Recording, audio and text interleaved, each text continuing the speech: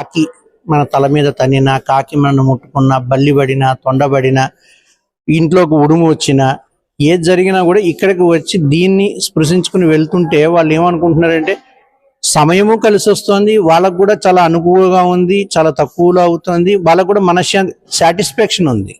ఇప్పుడు మనం ఏదో ఇంట్లో కూర్చొని చేసుకోవడం, పూజలు చేయడం వల్ల ఉంది లేదు అంటాం, కానీ వాళ్ళు వచ్చి స్వయంగా వాళ్ళే సృష్టించి వెళ్తూ ఉంటే ఉపశమనంగా ఫీల్ అవుతున్నారు, చాలా ఆనందంగా ఫీల్ అవుతున్నారు అందరూ కూడా.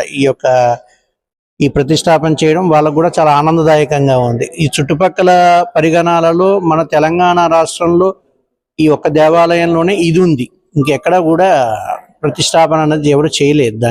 మనమే దాన్ని స్వామివారి యొక్క అనుగ్రహంతో, వారి యొక్క ఆశీస్సులతో మనం ఇక్కడ ఏర్పాటు చేసుకోవడం జరిగింది. ఎందుకంటే అంత దూరం వెళ్ళి కంచిలో ఉన్నటువంటి దాన్ని మనం స్పృశించాలి అంటే, ముట్టుకోవాలి అంటే చాలా ఇబ్బందిగా ఉండడం, అంత దూరం ప్రయాణం చేయలేకపోవడం, ఆ కారణంగా ఇక్కడ పండితులతోటి శాంతులు పెట్టించుకోవడం, దానికి 5,000 10,000 ఖర్చు అవుతుండడం, ఇవన్నీ చూసి ఇక్కడికి రావడం, కొబ్బరికాయ కొట్టుకుని దాన్ని ముట్టుకున్నట్టయితే అదే ఫలితం ఇక్కడ కూడా కలుగుతుంది అని చెప్పి వారి ద్వారా మనం ఇక్కడ దాన్ని ప్రతిష్టాపన చేయడం జరిగింది. తర్వాత కూడా భక్తులు చాలా ఉపశమనం పొందడం జరిగింది ఈ కారణంగా.